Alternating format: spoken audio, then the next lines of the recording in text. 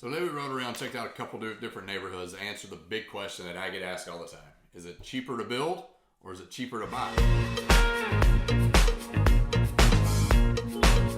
So today we were checking out 3 different neighborhoods in Williamson County. One being in College Grove, 2 being in Franklin, 2 brand new build neighborhoods, and 1 that's been there a little bit longer, a little more established. But one of the big topics is price per square foot. What's better, a new build or an existing build? So let's check it out. To start with, we started out at Reeds Vale. Reeds Vale is a brand new Signature Homes development, and if you follow this channel, you've heard me talk about Signature Homes before. McDaniel Estates, McDaniel Farms are all Signature Homes neighborhood, and Signature's got another one called St. Marlowe, which is also right in Franklin, right down the road, and then Reeds Vale. So Reeds Vale is going to be same thing, a little bit bigger lots, very similar to McDaniel Farms. They're a little larger lot size, still very farmhouse style, but a little elevated farmhouse, we'll call it that. So you've got a little taller feel, a little bit bigger lots. You're gonna have the amenities in there. It's gonna be right off of 96 in Franklin, right off of Lampkins Bridge Road, which is easily accessible to Franklin. It's just right down the road. So to get into Reeds Vale, they say starting in the 800s, but it really doesn't. That's gonna be your base package. And if you're gonna go in, you're gonna buy the base and you're gonna add a few different upgrades to it. You're gonna upgrade probably countertops, probably flooring. You're gonna add a bathroom. You may add in a garage. You may add a couple different things, and that adds up. Looking at Reeds Vale, you're looking minimum 3,000 square feet, all the way up to you can probably get 5,000-6,000 square feet. You can get 3, 4, 5 garages, but you're starting at 800s. Realistically, you're looking in the $1 million range, up to 1.3, 1.4. That price per square foot, you're going to be looking about $270 to $320 a square foot. That's kind of the numbers you're going to be looking at in Reeds Vale. The next new build neighborhood, Starnes Creek.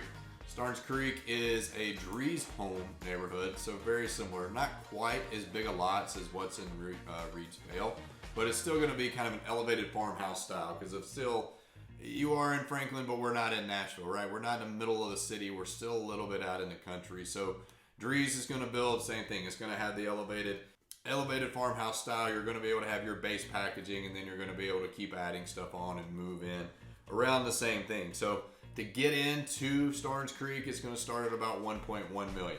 And then you can go all the way up to around 1.6. So as these houses continue to be built, this one was established in 21, but they've still got some new homes that are really turning over. Still got a lot to go. So as these are being built, pricing is going to go up. So same thing there, 3,200 square feet is probably going to be the smallest one you can get in, all the way up to 5,000 plus square feet. Roughly the same as Reeds Vale. You're going to be looking at a 270 to 325 to 330 a foot on each of those builds in that particular neighborhood. Next, you got Ladd Park. So if you follow this channel, you've seen me talk about Ladd Park before. I mentioned it as one of the top neighborhoods to move into. It's extremely family friendly in Franklin. It's right off 65. It's got great access to the south side of Franklin, which on the south side of Franklin, that's where a lot of stuff is coming. So you got where In-N-Out, so kind of a reference where In-N-Out Burger is bringing their headquarters is going to be right there on the same exit as you can get off and go to Ladd Park. So you can get there from a couple different exits. That's one of the exits where you can get off of. And, sorry, say hi to Rory. It's one of the exits you can get off of and get into Ladd Park. So Ladd Park's got a few different builders. Signature was building in there years ago, and Jones Company was also building in Ladd Park. It is a super kid-friendly neighborhood. It is, like, I have seen people move from brand new developments back into Ladd Park because their kids miss their friends. That is one of those that is a super, super kid-friendly neighborhood. It is a great location to pretty much everything. You've got some different sections of Ladd Park. A lot of them, they're not going to have huge lots. They do have lots that are big enough to put a pool in.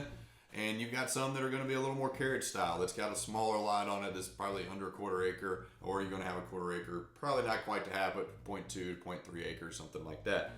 Get into Ladd Park. The cheapest house right now on the market in February 2024 is $939,000. So that being said, with like the different sections of Ladd Park, you can get in the high 6s, but it's going to be a higher price per square foot. So if it's in the high 6s, it's like 2,200 square feet, where most of the ones in Ladd Park are going to be roughly the same, 2,800 all the way up to, probably 4,500, 5,000 square feet in there. You can get in Ladd Park for about $280 a foot, going up to $300 to $310 a foot is kind of where that sweet spot sits over there. Doesn't matter where you go in Lad Park, you're going to be able to probably get in at 270 to 300 square foot. It can even be 2,100 square feet or 5,500 square feet. It's going to be roughly the same price per square foot in Lad Park in each different section given over there. So the big question that I'm answering here is kind of what I hit at the beginning of the video is it cheaper to build or is it cheaper to just go in and buy? So there's one part that we didn't hit. Building always builds equity.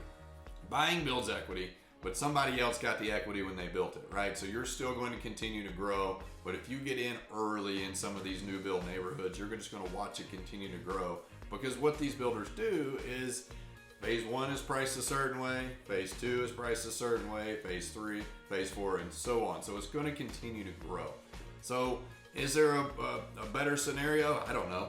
But the question is can you get in and get a lot in some of these new build neighborhoods? That's the tricky part, and that's where someone like me comes in. It's you got to know people, be able to know what's coming. I know of probably 2 or 3 other brand new neighborhoods that are coming in that you can get in pretty quickly because it's a simple phone call away, versus getting in and when it's already established. And it depends. Do you want to have construction around you all the time, or do you just want to be able to move right in and go about your life and not worry about anything and let ride it as it goes? So a lot of questions to kind of ask yourself, but to answer the big one is it cheaper to build or is it cheaper to buy? It's up to you.